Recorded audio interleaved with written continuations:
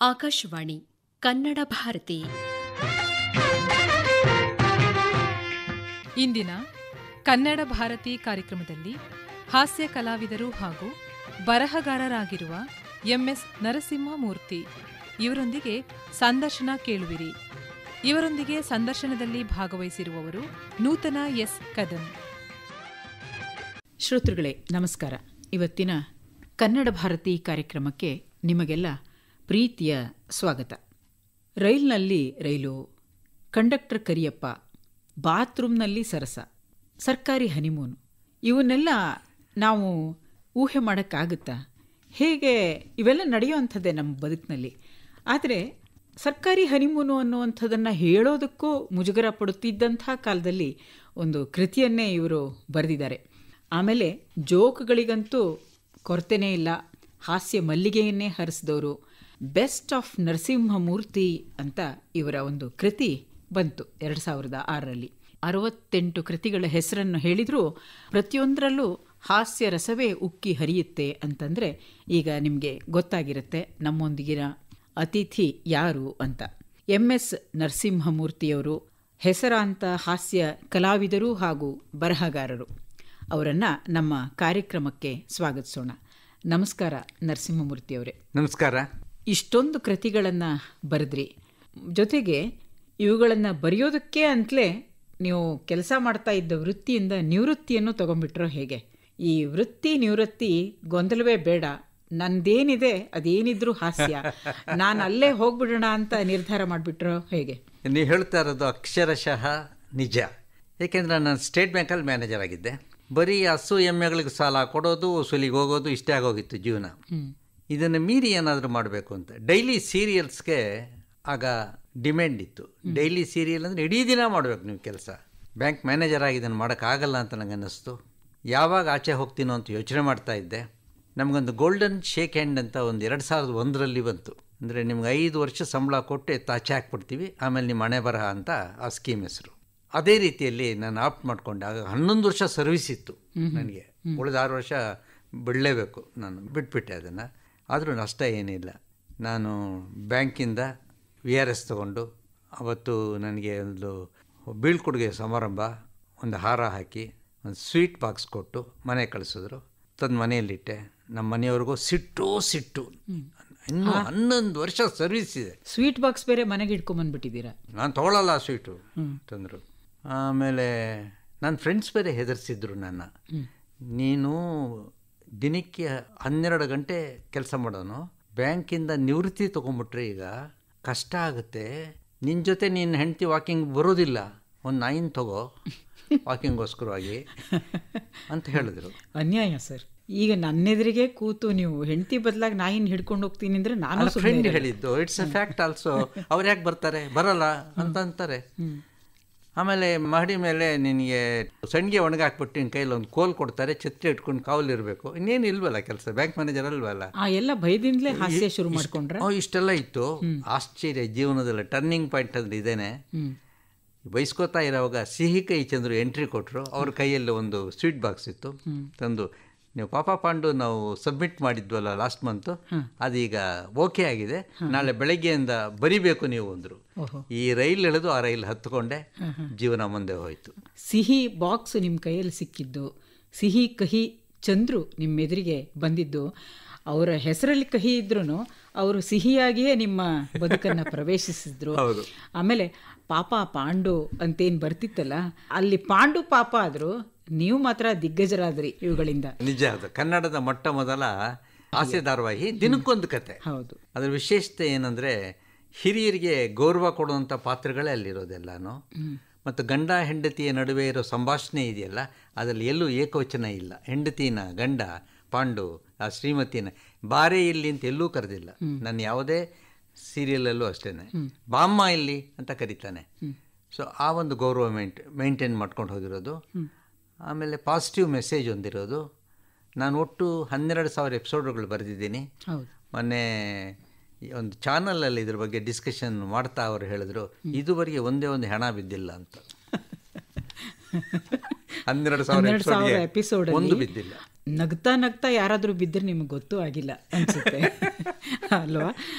ಅದೇ ನಿಮಗೆ ಸ್ವಯಂ ನಿವೃತ್ತಿ ಕೊಟ್ಟರಲ್ಲ, ಬಹಳ ಅಂದರೆ ನೀವು ಗೋಲ್ಡನ್ ಹ್ಯಾಂಡ್ ಶೇಕ್ ಅಂತ ನಿಮ್ಮ ಮಟ್ಟಿಗೆ ಅದು ಬಂಗಾರವೇ ಆಗೋಯ್ತು. ಯಾಕೆಂದರೆ ಆ ಹೊತ್ತಿಗೆ ಹಾಸ್ಯ ಸಾಹಿತ್ಯ ಇನ್ನೂ ಕನ್ನಡದಲ್ಲಿ ಅಷ್ಟೊಂದು ಪ್ರವರ್ಧಮಾನಕ್ಕೆ ಬಂದಿರಲಿಲ್ವೇನೋ ಅಂತ ಇದ್ದರು. ಅಪರಂಜಿ ಶಿವು ಇದ್ದರು, ರಾಶಿಯವರಿದ್ದರು, YNK ಅವರಿದ್ದರು, ಆಮೇಲೆ ಮಿತ್ರ ಇದ್ದರು, ಇವರೆಲ್ಲ ಬರಿತಾ ಇದ್ದರು. ಆದರೂ ಕೂಡ ಹಾಸ್ಯವನ್ನು ಒಂದು ಸಾಹಿತ್ಯ ಅಂತ ಇನ್ನೂ ಅಷ್ಟೊಂದು ಗಟ್ಟಿಯಾಗಿ ಗುರುತಿಸಿರ್ಲಿಲ್ವೇನೋ ಅಂತ ಅನಿಸುತ್ತೆ ನನಗೆ. ಬೇರೆ ಬೇರೆ ಪತ್ರಿಕೆಗಳು ಬರ್ತಾ ಇತ್ತು, ಬೇಕಾದಷ್ಟು ಬರಿತಾ ಇದ್ರು. ಅವರು ಕೂಡ ಬಹಳ ಪ್ರಖ್ಯಾತ ಪತ್ರಿಕೆಗಳಿದ್ವು, ಎಲ್ಲದರಲ್ಲೂ ಅವರು ಎಲ್ಲರೂ ಬರಿತಾ ಇದ್ರು. ಆದರೂ ಕೂಡ ಅದು ಈಗ ನಮಗೆ ಒಂದು ಉಪ ಸಾಹಿತ್ಯ ಅನ್ನೋ ಥರ ಆಗ್ಬಿಟ್ಟಿತ್ತೇನೋ ಅನ್ನೋ ಒಂದು ಅನುಮಾನ ನನಗಿದೆ. ಅದು ನಿಜ ನೀವು ಹೇಳ್ತಾ ಇರೋದು. ಅಂದರೆ ಹಾಸ್ಯವೇ ಪ್ರಧಾನವಾಗಿ ಮೆರೀತಕ್ಕಂಥ ಸಾಹಿತ್ಯ ಇದೆಯಲ್ಲ, ಅದಿರಲಿಲ್ಲ ಆಗ. ಹಾಸ್ಯ ಧಾರಾವಾಹಿ ಅಂತೂ ಇದ್ದೇ ಇಲ್ಲ. ಅಂದರೆ ಯಾವುದೋ ವಾರಕ್ಕೊಂದೊಂದು ಬರೋದು ಆ ಥರ ಇತ್ತು. ಎವ್ರಿ ಡೇ ಒಂದು ಹೊಸ ಕತೆ, ಹೊಸ ಹಾಸ್ಯ, ಹೊಸ ಟೈಟ್ಲು, ಇದನ್ನು ಜನ್ರೇಟ್ ಮಾಡುವಂಥ ಒಂದು ಚಾಲೆಂಜು, ಇವೆಲ್ಲ ನಾನು ಸ್ವೀಕರಿಸಿದೆ. ಜನ ಇಷ್ಟಪಟ್ಟರು. ಜನಕ್ಕೆ ಇವತ್ತು ಬೇಕಾಗಿರೋದು ನೆಮ್ಮದಿ, ಆನಂದ ಮತ್ತು ಈ ಬದುಕಿನ ಸಂಕಷ್ಟಗಳಿಂದ ದೂರ ಆಗಲಿಕ್ಕೆ ಒಂದು ಅರ್ಧ ಗಂಟೆ ಕೂತ್ಕೊಂಡು ಅದನ್ನು ನೋಡಿ ತೃಪ್ತಿ ಪಟ್ಕೊಳ್ತಾರಲ್ಲ, ಅದು ಈ ತೃಪ್ತಿ ಅನ್ನೋ ಮಾತಿಗೆ ಒಂದು ಹೇಳ್ಬೋದು. ಈ 90ರ ದಶಕದ ನಂತರ ಏನಿದೆಯಲ್ಲ, ಭಾಳ ಸಮೃದ್ಧವಾದ ಕಾಲ ಆಗಿತ್ತು ಅಂತ ನನಗನ್ಸುತ್ತೆ. ಎಲ್ಲ ರೀತಿಯಲ್ಲೂ ಜನ ಹೊಟ್ಟೆ ಬಟ್ಟೆ ತುಂಬಿಕೊಂಡು ಹಾಯಾಗಿ ಕೂತು ಟಿ ವಿ ಎದುರಿಗೆ ಸಂಜೆ ಆರಾಮವಾಗಿ ತಮ್ಮ ಕುಟುಂಬದೊಂದಿಗೆ ಕಾಲ ಕಳೀಲಿಕ್ಕೆ ಅವಕಾಶ ಇದ್ದಂಥ ಸಮಯದಲ್ಲಿ ನೀವೆಲ್ಲ ಈ ಕ್ಷೇತ್ರಕ್ಕೆ ಬಂದಿದ್ದು ದೊಡ್ಡ ಸುಯೋಗ ನಿಮಗೆ ಮತ್ತು ಜನರಿಗೂ ಕೂಡ. ಹಾಗಾಗಿನೇ ಇವೆಲ್ಲ ಒಂದು ರೀತಿ ಎಸ್ಟಾಬ್ಲಿಷ್ ಆಗಲಿಕ್ಕೆ ಸಾಧ್ಯ ಆಯಿತು ಅಂತ ನನಗನ್ಸುತ್ತೆ. ಬಹುಶಃ ಈಗಾದರೆ ಜನ ಕೂತು ಹಾಗೆ ನೋಡೋದಕ್ಕೆ ವ್ಯವಧಾನವೇ ಇದೆಯೋ ಇಲ್ವೋ ಅನ್ನೋಂಥ ಅನುಮಾನನೂ ಬರುತ್ತೆ ನನಗೆ. ಸರಿಯಾಗಿ ಹೇಳಿದ್ರಿ. ಯಾಕೆ ಅಂತಂದರೆ 90 ಅಥವಾ 2000 ಆ ಸಮಯದಲ್ಲಿ ಇನ್ನೂ ಸ್ಮಾರ್ಟ್ಫೋನ್ಗಳು ಬಂದಿಲ್ಲ. ಅದೇನಿದೆ 2005ರಿಂದ ಆಚೆಗೇನೆ ಸ್ಮಾರ್ಟ್ಫೋನ್ಗಳೆಲ್ಲ ಬಂದಿದ್ದು. ಸ್ಮಾರ್ಟ್ಫೋನ್ ಬಂದ ನಂತರ ಜನಗಳ ನಡವಳಿಕೆ ಇದೇ ಬದಲಾವಣೆ ಆಯಿತು. ನೀವು ಟಿ ವಿ ನೋಡೋಕ್ಕಿಂತ ಹೆಚ್ಚಾಗಿ ಅವರು ಮೊಬೈಲ್ ನೋಡ್ತಾರೆ. ಇತ್ತೀಚಿನ ದಿನಗಳಲ್ಲಂತೂ ಪುಸ್ತಕ ಓದೋದು ಮೊಬೈಲ್ನಲ್ಲಿ, ಸಿನಿಮಾ ನೋಡೋದು ಮೊಬೈಲ್ನಲ್ಲಿ, ಹೀಗಾಗ್ಬಿಟ್ಟು ಸಭೆಗಳಿಗೆ ಜನ ಬರ್ತಾ ಇಲ್ಲ ಇವತ್ತು. ಇತ್ತೀಚೆಗೆ ನಾನು ಹೇಳ್ತೇನೆ, ನೀವು ಯಾವುದೇ ದೊಡ್ಡ ಕಾರ್ಯಕ್ರಮ ಮಾಡಿ, ಮೊದಲು 2000ರಲ್ಲಿ ಅಥವಾ ಅದಕ್ಕೂ ಮುಂಚೆ ಒಂದು ನಗೆ ಹಬ್ಬ ಅಂತ ಮಾಡಿದ್ರೆ 5ರಿಂದ 10,000 ಜನ ಸೇರ್ತಾ ಇದ್ರು. ಇವಾಗ ಕಷ್ಟ ಇದೆ, 1000 ಜನ ಇವತ್ತು ಬರೋದೇ ಇಲ್ಲ. ಹಾಗಾಗಿದೆ, ಯಾಕೆಂದರೆ ಮೊಬೈಲ್ ಹೊಡೆತ ಅದು. ಈ ನಗೆ ಹಬ್ಬ ಅಂತಂದ್ರಿ, ದೂರದರ್ಶನದ ಬೇರೆ ಬೇರೆ ವಾಹಿನಿಗಳು ಕೂಡ ಇದೇ ಹೊತ್ತಿನಲ್ಲಿ ಆರಂಭವಾಗಿದ್ವು 95ರ ನಂತರ. ಅಲ್ಲೂ ಕೂಡ ಅವರಿಗೆ ಈ ಹಾಸ್ಯ ಅನ್ನೋದು ಏನಾದರೂ ಒಂದು ಹೊಸದನ್ನು ತಾವು ತೋರಿಸ್ಬೇಕಿತ್ತು. ಅಲ್ಲೂ ಕೂಡ ನಿಮಗೆ ಒಳ್ಳೆ ಬೆಳೆ ಸುಗ್ಗಿ ಆಯಿತು ಅಂತ ಯಾಕೆಂದರೆ ಆವಾಗಲೇ ನೀವು ಈ ಧಾರಾವಾಹಿಗಳನ್ನು ಬರೆಯೋದಕ್ಕೆ ಆರಂಭ ಮಾಡಿದ್ದು. ಹೌದು, ಒಂದು ಕಡೆ ಹರಟೆ ಕಾರ್ಯಕ್ರಮ, ಯಾವುದಾದ್ರು ಒಳ್ಳೆಯ ವಿಷಯ ತಗೊಂಡು ಆ ವಿಷಯದ ಬಗ್ಗೆ ಸಾಹಿತ್ಯಿಕವಾದ ಚರ್ಚೆ ನಡೆಯೋದು, ಅದು ಹಾಸ್ಯಪೂರ್ಣವಾಗಿರಬೇಕು. ಅದು ಹಾಸ್ಯ ಧಾರಾವಾಹಿ ಅಂದರೆ ಹಾಸ್ಯಕ್ಕೆ ಮೀಸಲಾದ ಧಾರಾವಾಹಿ, ಕಡೆಯಲ್ಲಿ ಏನಾದರೂ ಒಂದು ಒಳ್ಳೆಯ ಒಂದು ಸಂದೇಶ ಇರಬೇಕು. ಸೊ ಅದಕ್ಕೆ ಡಿಮ್ಯಾಂಡ್ ಜಾಸ್ತಿ ಆಯಿತು. ಎಡಬಿಡದೆ ಬರೆಯೋಕ್ಕೆ ಶುರು ಮಾಡಿದೆ. ಪಾಪ ಪಾಂಡು ಬರುತ್ತೆ. ಪಾಪ ಪಾಂಡುಗೆ 1014 ಎಪಿಸೋಡನ್ನು ಬರೆದ್ರಿ. ಆಮೇಲೆ ಸಿಲ್ಲಿಲಲ್ಲಿಗೂ ನೀವು 1162 ಎಪಿಸೋಡ್ಗಳನ್ನು ಬರೆದ್ರಿ. ಅಂದರೆ ಇವೆಲ್ಲ ಒಂಥರ ಹಾಸ್ಯ ರಸಾಯನವನ್ನು ಪ್ರತಿ ದಿವಸ ಉಣಬಡಿಸ್ತಾ ಇದ್ರಿ. ಒಂದು ಮಾತು ಕೇಳಬೇಕು ಅನಿಸುತ್ತೆ, ನೀವು ಈ ಕಡೆಗೆ ವೃತ್ತಿಯಿಂದ ಹೊರಗಡೆ ಬಂದಿದ್ದೀರಾ, ಮತ್ತು ಮನೆಯಲ್ಲೇನು ವಾಕಿಂಗಿಗೂ ಹೋಗೋಕ್ಕಾಗ್ತಿಲ್ಲ ನಿಮಗೆ. ಅಂಥ ಹೊತ್ತಿನಲ್ಲಿ ಮಕ್ಕಳು ಶಾಲೆಗೆ ಹೋಗಬೇಕಾದ್ರೆ ಅವರಿಗೆ ಸ್ಲೇಟು ಬಳಪ ಕೊಟ್ಟೋ ಅಥವಾ ಪೇಪರು ಪೆನ್ನು ಕೊಟ್ಟೋ ಬರೀ ಅಂತ ದಿನ ಕೂರಿಸ್ತಾರಲ್ಲ, ಬಹುಶಃ ಆ ಹಂತಕ್ಕೆ ಬಂದ್ರಿ ಅನಿಸುತ್ತೆ ನನಗೆ. ಏಕೆಂದರೆ ದಿನ ಬೆಳಗಾದ್ರೆ ನೀವು ಎದ್ದು ಬರೀಲೇಬೇಕಾಗಿತ್ತು, ಪ್ರತಿನಿತ್ಯ ಬರಿಬೇಕು. ಆಮೇಲೆ ನನಗೆ ಪಾಪ ಪಾಂಡು ಸಿಕ್ಕ ನಂತರ ನಮ್ಮ ಮನೆಯವ್ರು ಸೊರು ಹೋದರು. ಆನಂದ ಪಟ್ಬಿಟ್ರು, ರೀ ಎಷ್ಟು ಒಳ್ಳೆ ಕೆಲಸ ಮಾಡಿದ್ರಿ ನೀವು, ಮನೆಯಲ್ಲೇ ಇರ್ತೀರ ಯಾವಾಗಲೂ ಎದುರುಗಡೆ. ಅವ್ರಿಗೆ ಅನಿಸಿದೆ ಪಾಪ ಪಾಂಡು ಅಂತ ಅನಿಸಿದೆ. ಹೀಗಾಗಿ ಅವ್ರ ಸಪೋರ್ಟು ನನಗೆ ಸಿಕ್ಕಾಪಟ್ಟೆ ಸಿಕ್ತು ನನಗೆ. ಅದಾದ್ಮೇಲೆ ಸಿಲಿಲಲ್ಲಿ ಮಾಡಿದ್ದಾರೆ ಸೈಮಲ್ಟೇನಿಯಸ್ ಆಗಿ ಒಟ್ಟೊಟ್ಟಿಗೆ. ಅಲ್ಲ, ಇದು ಹೆಂಗೆ ಅಂದ್ರೆ ಮನೆಯಲ್ಲೇ ಶುರುವಾಗಿದೆ ನೋಡಿ. ಅವ್ರು ನಿಮಗೆ ಪಾಪ ಅಂದ್ರು, ನೀವು ಬಾಲಲ್ಲಿ ಸಿಲ್ಲಿ ಮಾಡ್ತೀನಿ ನಿನ್ನ ಅಂತ. ಹೌದು ಹೌದು, ಹಾಗೆ ಆಯ್ತದು. ಎರಡು ಒಟ್ಟೊಟ್ಟಿಗೆ ಬರೆಯೋದು ಅಂದರೆ ಇದೊಂದು 25 ಪೇಜು, ಅದೊಂದು 25 ಪೇಜು, 50 ಪುಟ ಕಡ್ಡಾಯವಾಗಿ ಬರೀಲೇಬೇಕು ಬೆಳಿಗ್ಗೆ ಅಂದ್ರೆ ಸಂಜೆವರೆಗೆ. ಎಂಥ ಎಕ್ಸಿಜೆನ್ಸಿಸೇ ಇರಲಿ, ಮನೆಯಲ್ಲಿ ಏನೇ ತೊಂದರೆ ಆಗಿರಲಿ. ನಮ್ಮ ರಿಲೇಟಿವ್ಸ್ ಎಷ್ಟೋ ಜನ ಹೊರಟೋಗಿದ್ರು ಈ ಸಂದರ್ಭದಲ್ಲಿ. ಅವ್ರು ಹೋದಾಗ ಅಲ್ಲಿ ಹೋಗಿ ದರ್ಶನ ಮಾಡಿ ಕಾರಲ್ಲೇ ಕೂತು ಎಪಿಸೋಡ್ ಬರೆದು ಕಳಿಸಿದ್ದು ಉಂಟು. ಏಕೆಂದರೆ ಪ್ರೆಷರ್ ಇರುತ್ತೆ. ಇವತ್ತು ಬರೆದಿದ್ದು ನಾಳೆ ಟೆಲಿಕಾಸ್ಟ್ ಆಗಬೇಕು, ಪ್ರೋಸೆಸ್ ಆಗುತ್ತೆ ಅದು. ಸೊ ಅಂಥ ಅನಿವಾರ್ಯತೆ ಇದ್ದಾಗ ನಿಮಗೆ ಒಳ್ಳೊಳ್ಳೆ ಪ್ರಾಡಕ್ಟ್ಸ್ ಬರುತ್ತೆ ಅನ್ನೋದು ನಂಗೆ ಗೊತ್ತಾಯಿತು. ಹೌದು, ನಿಜ. ಬರೀಲೇಬೇಕು ಅಂತಂದಾಗ ಖಂಡಿತವಾಗಲೂ ಒಳ್ಳೆ ಪ್ರಾಡಕ್ಟ್ ಬಂದೇ ಬರುತ್ತದೆ, ಅವಕಾಶಗಳದು. ಪಾಂಡುರಂಗ ವಿಠಲ ಅಂತಾನೂ ಮಾಡಿದ್ರಿ. ಪಾಂಡುರಂಗ ವಿಠಲ ಅಂತ ಅದನ್ನು 1600ಕ್ಕಿಂತ ಹೆಚ್ಚು ಎಪಿಸೋಡ್ಗಳು ಮಾಡಿದ್ರಿ. ಆಮೇಲೆ 1300 ಮಾಡಿದ್ರಿ. ಅದೇ ತರ ಪಾರ್ವತಿ ಪರಮೇಶ್ವರ ಹೌದು, ಅದನ್ನು 1600 ಎಲ್ಲ ದೇವರ ಹೆಸರುಗಳೇ. ಹೌದು. ಅಂದ್ರೆ ಹಾಸ್ಯದಿಂದ ನೀವು ಇನ್ನೊಂದು ಎತ್ತರಕ್ಕೆ ಹೋಗ್ಬಿಟ್ರ ಅಂತ ಅಲ್ಲಿಗೆ.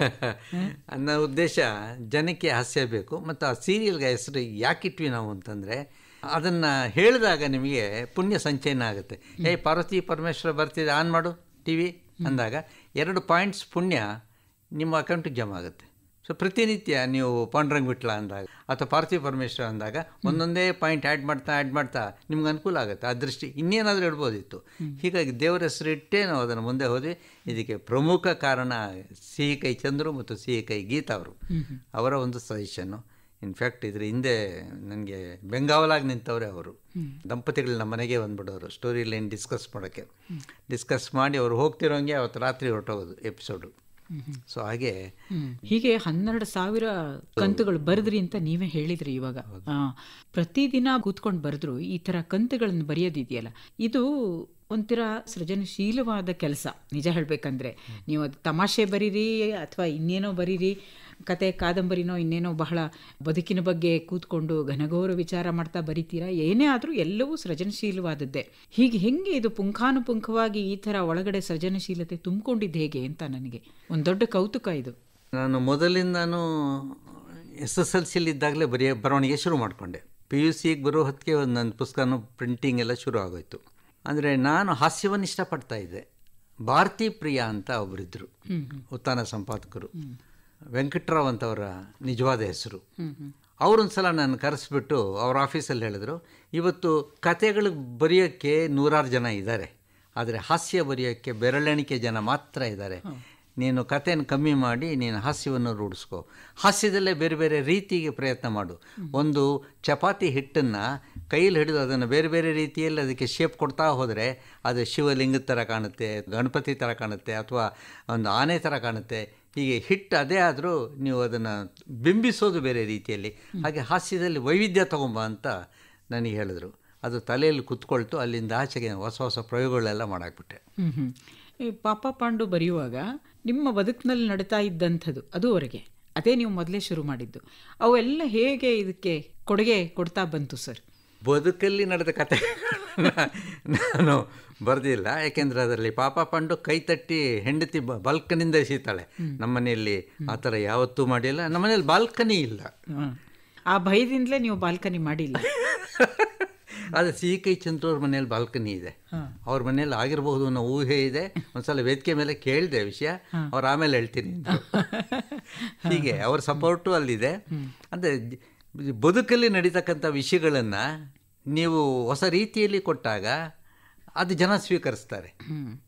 ಆ ಥರ ಈಗ ಹೆಂಡತಿ ಅಳ್ತಾ ಇದ್ದಾಗ ವಾಟರ್ ಫಾಲ್ಸ್ ಅಂತ ಯಾವುದೋ ಕೈಲಾಸಮ್ಮ ಯಾರೋ ಒಬ್ಬರು ಬಳಸ್ತಾರೆ, ಕಣ್ಣಲ್ಲಿ ವಾಟರ್ ಫಾಲ್ಸ್ ಬಂತು ಅಂತ. ಈಗ ಅದಕ್ಕೆ ಬೇರೆ ಒಂದು ರೀತಿಯಲ್ಲಿ ವಿಷಯ ಅದೇನೆ. ಆ ಗಾಂಭೀರ್ಯವನ್ನು ತೆಗಿಯೋಕ್ಕೆ ನೀವು ಬೇರೆ ಪದಗಳನ್ನು ಬಳಸ್ಬೋದು.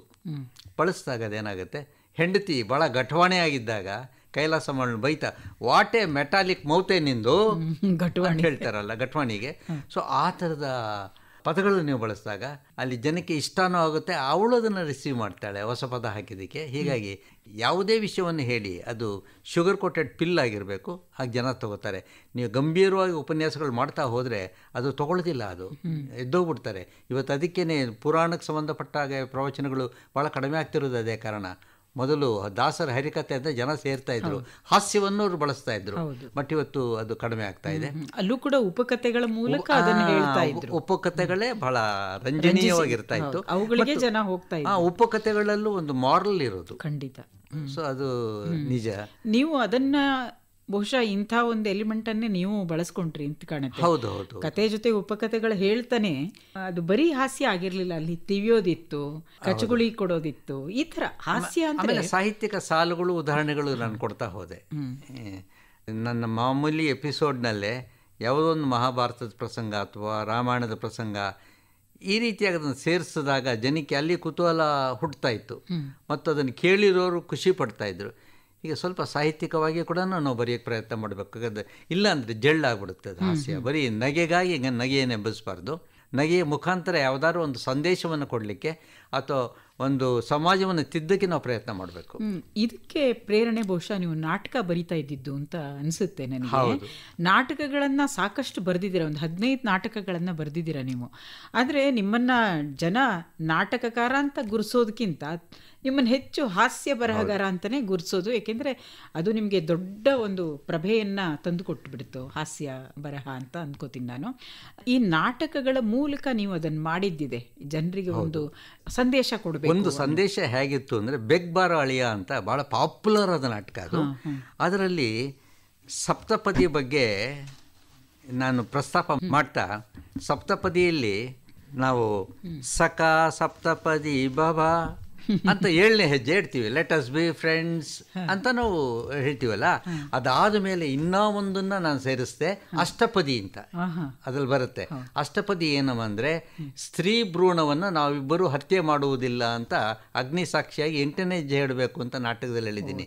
ಜನ ಅದು ಭಾಳ ಆ ಡೈಲಾಗ್ಗೆ ಬೀಳೋಷ್ಟು ಕ್ಲಾಪ್ಸ್ ಎಲ್ಲೂ ಬೀಳ್ತಾ ಇಲ್ಲ. ಆವಾಂ ಸ್ತ್ರೀ ಭ್ರೂಣಂನ ಹನಿಶ್ಯಾವಹೇ, ಇದು 8ನೇ ಹೆಜ್ಜೆ. ಸ್ತ್ರೀ ಭ್ರೂಣವನ್ನು ನಾವು ಹತ್ಯೆ ಮಾಡುವುದಿಲ್ಲ ಅಂತ. ಸೊ ಈ ತರಹದ ಮೆಸೇಜಸ್ ಹೋದಾಗ ಜನ ಇಷ್ಟಪಡ್ತಾರೆ, ಅದರಿಂದ ಒಂದು ಪಾಸಿಟಿವ್ ಎಫೆಕ್ಟು ಬರುತ್ತೆ. ಅದರಲ್ಲಿ ಬೆಗ್ ಬಾರೋ ಅಳಿಯ ಅಂತಂದ್ರಿ, ಇದು ಬಹಳ ಜನಪ್ರಿಯವಾದ ನಿಮ್ಮ ನಾಟಕ, 100 ಪ್ರದರ್ಶನಗಳಾಗಿದೆ. ಅದನ್ನ ಒಂದು ಸ್ವಲ್ಪ ನೋಡೋಣ ಈಗ ಹೇಗಿದೆ ಅದು ಅಂತ ಹೇಳಿ. ಮತ್ತೆ ಯಾಕೆ ನೀವು ಇದರಲ್ಲಿ ಅಷ್ಟಪದಿ ಬೇರೆ ಹೇಳಿದ್ರಲ್ಲ, ಈ ನಾಟಕದಲ್ಲಿ ಒಂಚೂರು ನಮ್ಮ ಶ್ರೋತೃಗಳಿಗೆ ಅದನ್ನ ಕೇಳಿಸೋ ಮೂಲಕ ಇದು ಏನು ಅನ್ನೋದನ್ನು ಒಂಚೂರು ಪರಿಚಯ ಮಾಡಿಕೊಡೋಣ. ಅದರಲ್ಲಿ ಯಾವ ಪಾತ್ರಗಳನ್ನ ತರ್ತೀರಿ ನೀವು? ಅದರಲ್ಲಿ ವಿಶ್ವ ವಿಶಾಲು ಗಂಡ ಹೆಂಡತಿ, ಅವ್ರಿಗೊಬ್ಬ ಮಗಳು ಲೈಲಾ ಅಂತ, ಮಗಳಿಗೆ ಮದುವೆ ಮಾಡಬೇಕು. ಅವರು ಒಂದು ಹೊಸ ರೀತಿಯಲ್ಲಿ, ಅವಳಿಗೆ ಫಿಲ್ಮ್ ಲ್ಯಾಂಡಿಂದ ನಾನು ಕರೆಸ್ಕೋಬೇಕು ಅಂತ ಮನೆಯಲ್ಲಿ ಚರ್ಚೆ ಆಗುತ್ತೆ. ಕಡೆ anybody from film land May apply ಅಂತ ಅವರು ಜಾಹೀರಾತು ಕೊಡ್ತಾರೆ, ನೆಟ್ಟಲ್ಲಿ ಎಲ್ಲ ಕಡೆ ಬರುತ್ತೆ. ಅದು ಫಿಲ್ಮ್ ಲ್ಯಾಂಡಿಂದ ಯಾರ್ಯಾರೋ ಬರೋಕ್ಕೆ ಶುರು ಆಗಿಬಿಡ್ತಾರೆ. ಒಬ್ಬ ವಾಲ್ ಪೋಸ್ಟ್ರು ಹಚ್ಚೋನು ಗೋಡೆಗೆ ಅವನು ಕೂಡ ಬಂದುಬಿಡ್ತಾನೆ. ಬಂದು ತಕರಾರು ಮಾಡ್ತಾನೆ, ನೀವು ಹೇಳಿದ್ರಿಂದ ಬಂದ್ವಿ, ಇಂಟರ್ವ್ಯೂ ಮಾಡಿ, ನಾನು ಫೇಲ್ ಆದರೆ ನೀವು ವಾಪಸ್ ಕಳಿಸಿ, ನಾನು ಪಾಸ್ ಆದರೆ ನಿಮ್ಮ ಮಗಳನ್ನ ಕೊಡಿ ಅಂತ ಕೂತ್ಕೋತಾನೆ. ಅವನ್ನ ಫೇಲ್ ಮಾಡೋಕ್ಕೆ ಎಂತೆಂಥ ಟಫ್ ಆದ ಕ್ವಶನ್ಸ್ ಇವ್ರು ಕೇಳ್ತಾರೆ ಅನ್ನೋದು ಒಂದು ಸೀನ್ ಭಾಳ ಚೆನ್ನಾಗಿದೆ. ಅದು ಅದನ್ನು ಅಭಿನಯದ ಮುಖಾಂತರ ಹೇಳಿದ್ರೇ ಅದು ಚೆನ್ನ. ಖಂಡಿತ ಖಂಡಿತ ಮಾಡೋಣ. ಈಗ ಲೈಲಾ ಅಂತ ಒಂದು ಕ್ಯಾರೆಕ್ಟ್ರು, ಆಮೇಲೆ ಇನ್ನೊಂದು ಫಿಲ್ಮ್ ಬಾಬು ಅಂತ, ಫಿಲ್ಮ್ ಲ್ಯಾಂಡಿಂದ ಬಂದವನು. ಫಿಲ್ಮ್ ಬಾಬು ನೀವಾಗ್ಬಿಡಿ ಸರ್. ಫಿಲ್ಮ್ ಬಾಬು ನಾನು, ಲೈಲಾ ನೀವಾಗಿ. ಖಂಡಿತ. ಸೊ ವಾಲ್ ಪೋಸ್ಟ್ಗೆ ನೀವು ಪ್ರಶ್ನೆ ಕೇಳಬೇಕು. ಆಯಿತು. ನಾನು ಕಷ್ಟದ ಪ್ರಶ್ನೆ ಕೇಳಿ ಫೇಲ್ ಮಾಡ್ತೀನಪ್ಪ, ಅಲ್ಲಿಂದ ತಗೋಬೋದು. Mister wall poster. ಎಲ್ಲಿ ಮೆತ್ತಬೇಕು, ಮುಂದ ಹಿಂದ? ಮೈದಾ ಪೇಸ್ಟ್ ಅಂತೂ ರೆಡಿ ಇದೆ. 10 ಕ್ವೆಶ್ಚನ್ ಕೇಳ್ತೀವಿ, ಒಟ್ಟು 10 ನಂಬರು ನಿಮಗೆ. ಮೇಡಮ್, ಪಾಸ್ ಆಗೋಕ್ಕೆ ಎಷ್ಟು ಅಂಕ ತಗೋಬೇಕು? 10ಕ್ಕೆ 10 ತಗೊಂಡ್ರೆ ಮಾತ್ರ ಪಾಸು. ಕೇಳಿ ಪ್ರಶ್ನೆ. ಈಗ ಮೊದಲನೇ ಪ್ರಶ್ನೆ, ಕುಡಿಬಾರದ ಸೋಡಾ ಯಾವುದು? Washing soda. ಆಹಾ, ಏನು ಚೆನ್ನಾಗಿ ಹೇಳಿದ್ರಪ್ಪ. 2ನೇ ಪ್ರಶ್ನೆ, ಅಮೇರಿಕಾದ ರಾಜಧಾನಿ ಯಾವುದು? ಧೋಬಿಘಾಟು. ಅಂದರೆ ಅದೇ ವಾಷಿಂಗ್ಟನ್ನು. ಓಹೋಹೋ, ಹೀಗೆ ನೀವು ವಾಷಿಂಗ್ಟನ್ಗೆ ಧೋಬಿಘಾಟು ಅನ್ನೋದು. ಆಗಲಿ, ತುಂಬ ಸಂತೋಷ. ಉತ್ತರ ಹೇಗಿದೆಯೋ ಖುಷಿ ಅಂತೂ ಕೊಡ್ತು, ಹಾಗಾಗಿ ಇದಕ್ಕೆ ಮಾರ್ಕ್ಸ್ ಕೊಡೋಣ. ಇನ್ನು 3ನೇ ಪ್ರಶ್ನೆ ಕೇಳ್ತೀನಿ, ಸನ್ಯಾಸಿಗೂ ಸಂಸಾರಿಗೂ ಏನು ವ್ಯತ್ಯಾಸ? ಸಖತ್ತಾದ ಪ್ರಶ್ನೆ ಇದು. ಹುಲಿ ಚರ್ಮದ ಮೇಲೆ ಮಲಗುವವನು ಸನ್ಯಾಸಿ, ಹುಲಿನ ತಬ್ಕೊಂಡು ಮಲಗುವವನು ಸಂಸಾರಿ. ಇದಕ್ಕೆ ಉತ್ತರ ಕೊಡಬಾರ್ದು ಅಂತಲೇ ಅನ್ಕೋತೀನಿ, ಯಾಕೆ ಅಂದರೆ ನೀವು ಹೆಂಡ್ತಿನ ಹುಲಿ ಅಂತಿದ್ದೀರಾ.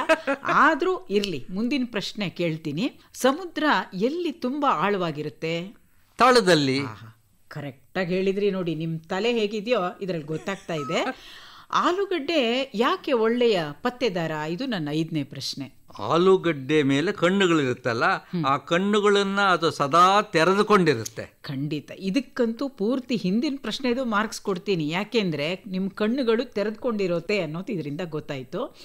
ಇನ್ನು ಹೆಂಡತಿ ಅಡುಗೆ ಬಗ್ಗೆ ಗಂಡ ಏನು ಹೇಳಬಾರ್ದು ಹೇಳಿ, ಇದು ನನ್ನ ಪ್ರಶ್ನೆ. ತಾಡಲೇಬಾರ್ದು. ಬಾಂಡ್ಲಿ ಮೇಲೆ ಬಾಂಡ್ಲಿ ಬಿದ್ರು ಹೆಂಡತಿ ಅಡುಗೆ ಬಗ್ಗೆ ಟೀಕೆ ಮಾಡಬಾರ್ದು. ಪೂರ್ತಿ ಮಾರ್ಕ್ಸು ನಿಮಗೆ.